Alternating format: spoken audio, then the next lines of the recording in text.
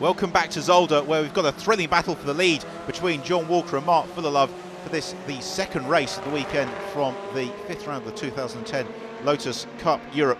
It is John Walker in the bright orange number 5 car leading the way from in the Merc, the silver number 9 machine of Mark Fullerlove.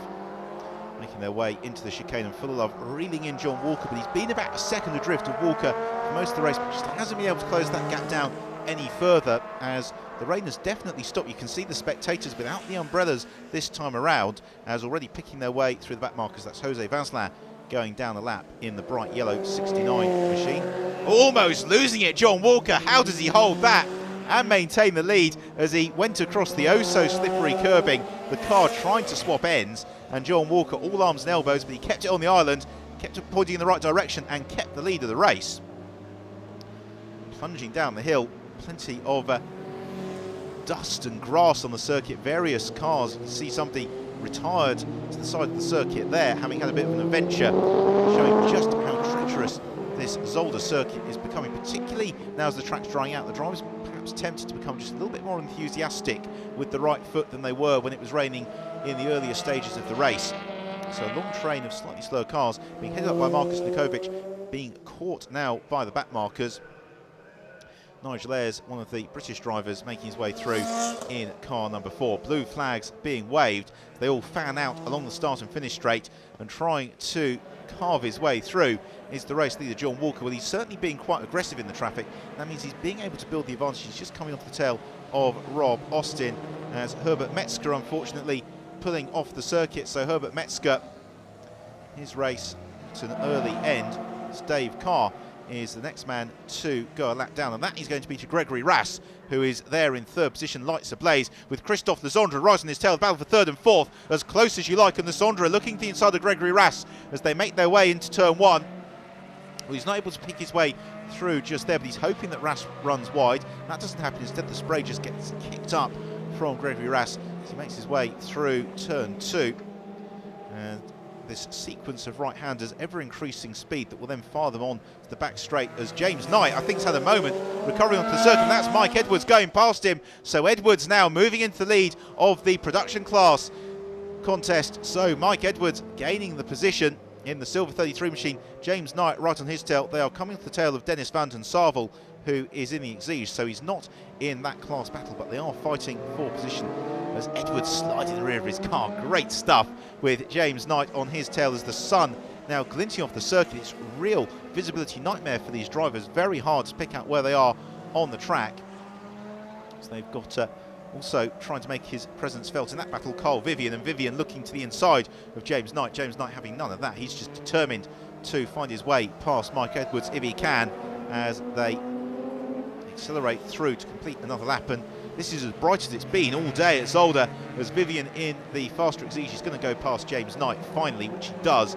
James Knight will be hoping he's able to clear Mike Edwards as well going through turn 1, which he does not do. So James Knight instead content, well, or discontent as the case is more likely to be, to sit behind Carl Vivian as they start another lap. Vivian looking to the inside of Mike Edwards, and these are incredibly difficult track conditions now, because we've effectively got a dry atmosphere but a very wet track, which makes it very hard for the drivers to judge how quickly the track is drying and also where the grip is, as Dennis van den Sarvel coming under pressure from Mike Edwards. Brilliant fight this one, as James Knight also looking to move his way past Carl Vivian, and Vivian leaves a Lotus Elise's width on the inside, and through goes James Knight. So Knight regaining the position as Christophe Lesondre has got a good run here on Gregory Rass, and Lesondre to the outside, Rass to the inside. Is Christophe Lesondre going to do it? Yes, he does. Through into 3rd position goes Christophe Lesondre. Nothing that Gregory Rass could do, and as the track just begins to dry out, this is Lotus 211 territory, although Rass looking to the inside of Lesondre. Lesondre just holding sway around the outside, maintaining that 3rd position as they go past another car that's beached in the gravel trap. And what can Christophe Lesondre do in terms of pulling away from Gregory Rass? Because now that Rass is on his tail, he's got his lights ablaze, which means that if Lesondre looks to the front of the car, he can see the sunlight glinting off the track as into the gravel trap there. Unfortunately, we've lost Klaus Racat in number 17. Well, Racat, his illustrious company, that's Alan Jones, crashed out of the 1981 Belgian Grand Prix. But unfortunately, to the same effect, Klaus Racat, well, the marshal is gallantly trying to dig him out. Unfortunately, I think using just his bare hands. That's going to be a fairly lengthy process as Gregory Rass looks the inside of Christophe Lisandre as they come into our view, but it's Lisandre who has been able to see off Rass, and Rass, in fact, somewhat delayed there as well, picking his way past Nigel Ayres. And that could be the decisive move in the battle for third position, because Christophe Lisandre has now got a second or so's advantage over Gregory Rass, although Rass is still on course to win the Exige class, so it's not all bad for Gregory Rass. He has had a very fine day's sport here at Zolder, and has certainly showed his talent and ability in these really very, very treacherous conditions. So coming through to complete another lap, they are coming onto the tail of the battle ahead, which is between Rob Austin and Markus Nikovic. So those are the two cars that will be to be lapped by Christophe Lisandre, and then Gregory Rass still looking to the outside as Carl Vivian looking to the inside of Dennis van den Sarvel. Van den Sarvel holding the racing line, so there's no way through there. They're now well clear of James Knight, and James Knight in turn is about to be lapped by this battle for the lead, because here comes John Walker. Mark Fullerlove is an ever-present shadow about a second or so behind him, so it all goes wrong, unfortunately, for John Walker. Then he is going to be passed in very short order by Mark Fullerlove as they put the lap on James Knight, who moves out of the way very courteously indeed. So nothing now except for empty asphalt between Walker and Fullerlove. Is Mark Fullerlove able to gain any ground at all as they pick their way through the chicane? No, he's not. And James Knight, you saw in the back of the shot, he backed off so much that Mike Edwards was able to repass him. So James Knight going, yes, there you see Mike Edwards ahead of James Knight. So the production class battle is alive and kicking once more. Wherever you look, there are class and position fights around the circuit. The car's just twitching and squirming under braking.